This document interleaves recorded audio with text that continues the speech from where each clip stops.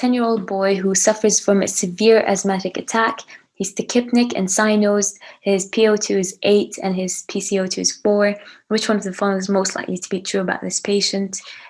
So for PCO2 being 4, when the normal is around 6, he's blowing it all out. So he's probably hyperventilating with this asthma attack, and that's why he's hypoxic as well. He's got a PO2 of 8 when the normal is 11.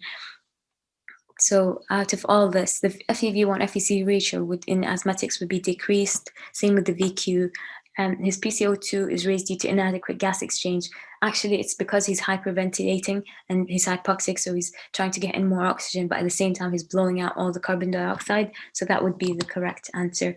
And the residual volumes actually increase. So PCO2 is lower than normal, as hypoxia has stimulated the peripheral chemoreceptors to increase his breathing rate, and that results in hyperventilation, which blows off the CO2 and causes respiratory alkalosis. And yes, so usually, because asthma is an obstructive disease, the FEV1 is reduced, the FVC is reduced, and the ratio is decreased. And there's poor ventilation, so that reduces the VQ ratio as well. And the residual volumes increase because breathing at a higher lung volume, and the air is basically trapped, it's not coming out, so it increases the residual volume, or the volume that they have left over at the end of expiration. Okay. Next, you had a 60-year-old female with lung cancer who complains of tingling and weakness of the intrinsic muscles of her left hand, as well as ipsilateral ptosis. Which one of the following complications of lung cancer is the most likely cause? So this is a bit tricky because you've got both. You've got Pancoast's tumor and you've got Horner's syndrome. And it sounds like Horner's syndrome, but then the weakness of the intrinsic muscles kind of get rid of that. So you can just full on go for Pancoast's tumor. Because Pancoast's tumor is when you get an apical lung tumor. And then you can get both, weakness on the same side, tingling on the same side, as well as Horner syndrome features. So ptosis, anhidrosis, and all of that. So Pancoast is classically caused by an apical malignant neoplasm of the lung. The neoplasm is usually bronchogenic. It invades the surrounding tissue. You get ipsilateral invasion of the cervical sympathetic plexus. That's why you get Horner's syndrome with the meiosis, ptosis, enophthalmos, and anhidrosis. And you get brachial plexus invasion as well, which can cause, the shoulder pain, arm pain, wasting of the intrinsic hand muscles, and the paresthesia that this patient was feeling in the medial side of the arm. Sometimes you can also get arm edema, and you can get ꫰ᴄᴄ syndrome like we saw in the other patients. Okay, a 25-year-old female presents with shortness of breath. Her ABG shows a pH of 7.5, her PO2 is 14, her PCO2 is 3.6, her bicarb is 29. Which one of the following is the most likely diagnosis? She has a respiratory alkalosis essentially, and it's because she's blown out a lot of her carbon dioxide, but her oxygen is normal. So that kind of ruins it. Her PO2 is normal. So that kind of rules out an asthmatic attack or PE, because it wouldn't be, with a PE, she wouldn't be blowing out all that carbon dioxide. It's something that would require hyperventilating. So it's either asthma or panic attack, because with the others, you're not breathing as fast. And rules out the asthma attack is the fact that she's not hypoxic, and also the bicarb is slightly within normal range, so it's more of a respiratory alkalosis. And given her age, it's fitting with panic attack as well. So her blood gas shows respiratory alkalosis, which is acute, no metabolic compensation. The most likely cause here would be hyperventilation secondary to a panic attack. Okay, the one after that, you had an 11-year-old girl with an enlarging, sharply marginated nodular lesion on her cheek that evolves into a large plaque following a BCG vaccination at school. Which one of the following is the most likely diagnosis? So basically, she has TB, something that comes with TB. So 11-year-old girl, she has a sharp marginated nodular lesion on her cheek that evolves into a large plaque after she had her BCG vaccine. So that's called lupus vulgaris. So with scrophulariderma, so the first option, that usually happens when there's breakdown of skin overlying a tuberculous focus, and it's usually over a lymph node or over an infected bone or joint. But this time it was in her cheek, and it was just a large plaque. It wasn't, and it was sharp, marginated, nodular lesion. It wasn't breaking down of the skin or dry or scaly or anything of that sort. Lupus vulgaris, they're painful, they're cutaneous, tuberculous skin lesions with nodular appearance, and most often they're on the face, around the eyes, nose, lids, lips, the cheeks, and the ears. And the lesions are usually small, they're sharply marginated, they can be red-brown, gelatinous, that slowly evolve, and they can develop into like disfiguring skin ulcers if they're not treated, and they can appear in the normal skin if as a result of direct extension of an underlying tuberculous foci or lymphatic or hematogenous spread of tuberculosis after primary inoculation or after having the vaccine, or scars of old the scrophaloderma that we talked about before. But in that case, she just had the vaccine and then she developed it, which means the vaccine was probably her precipitant. Okay, the next one was a 20-year-old female with malaise, fatigue, recurrent chest infections, and a chronic cough productive of purulent sputum occasionally streaked with blood. On examination, she's apyrexial, she has clubbing, digital clubbing, and on auscultation, she has right-sided crackles, rhonchi, wheezing, and inspiratory squeaks. Her sputum is mucopurulent with an offensive odor, and she has produced over 50 mL of it in a day. Her chest x-ray shows ill-defined pulmonary nodular opacities on the right, and she recalls that she was hospitalized as a child for a severe chest infection. Which of the following is the most likely diagnosis? So, recurrent chest infections, chronic cough, and it's purulent, digital clubbing, and she also has the crackles and the wheezing. That points towards bronchiectasis, so she has narrow airways, and as well as the fact that she's having recurrent chest infections since childhood, and the purulent cough and the nodular opacities. It all points towards bronchiectasis. So it's when there's irreversible dilation of part of the bronchial tree. The involved bronchi are dilated, inflamed, they easily collapse, and they can cause airflow obstruction, which is why you get the inspiratory wheeze. Usually it results from necrotizing bacterial infections. You could get cystic fibrosis, with bronchiectasis in patients that have cystic fibrosis. The classic triad, you have chronic cough, excessive sputum production, and repeated infections, which she ticked all three. You can also get hemoptysis from airway damage and the chronic cough. Other things, shortness of breath, chest pain, wheezing, weakness, and weight loss. And the sputum is usually mucoid or purulent, and it has a rancid odor, which again she had as well.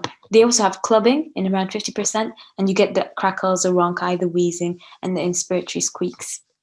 The CT scan, a high-resolution CT scan, will confirm the diagnosis, and the treatment would be, prolonged use of antibiotics to prevent any infections, and also eliminating any fluid, but by drainage, by postural drainage, or by chest physiotherapy.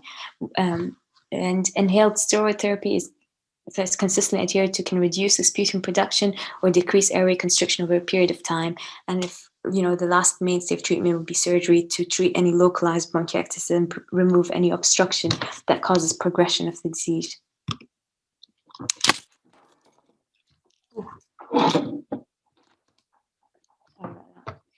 Okay, next you have a 24-year-old male who presents with left-sided chest pain after a weekend of moving furniture into his new apartment.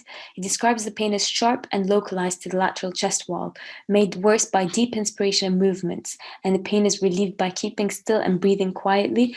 His lateral chest wall is tender to palpate, and there's no palpable swelling. Which of the following is the most likely diagnosis? So the fact that he's had it after a weekend of moving furniture. He describes the pain as sharp and localized. It's localized as well to the lateral chest wall, and it's made worse by deep inspiration and movement. The pain is relieved by keeping still and breathing quietly. That affects with costochondritis, where they have, a pain in just their rib areas, and it's localized. It was worse with deep inspiration. It fits. There's no swelling. If there was swelling, it would have been more towards Tietz syndrome over costochondritis, and then all the others don't fit as well. So costochondritis, inflammatory process of the costochondral and costosternal joints, localized pain, localized tenderness. Any of the 7 junctions can be affected, and the 2nd to 5th costochondral joints are the ones that are most commonly involved. The pain comes after a period of strenuous activity, moving like he did. He was moving furniture, and it's increased by moving the trunk or by taking deep breath. Tietz syndrome is not identical. You have swelling of the costal cartilages, and in this case, there's no swelling. Okay, the next one you had option D. So going back. So Tietz syndrome, again, so we said Tietz syndrome, it's sort of similar. So they get pain after, strenuous exercise or anything of the sort, but usually there's swelling, whereas in this case, in costochondritis, because it's just inflamed, there's just pain that's increased with movement and deep breathing. But with Tietz syndrome, they have swelling of the costal cartilage itself. When you palpate, you'd be able to feel a lump, it becomes really inflamed, really swollen with Tietz. Whereas costochondritis, it's just pain. There's no swelling. It's within the costochondrial joints.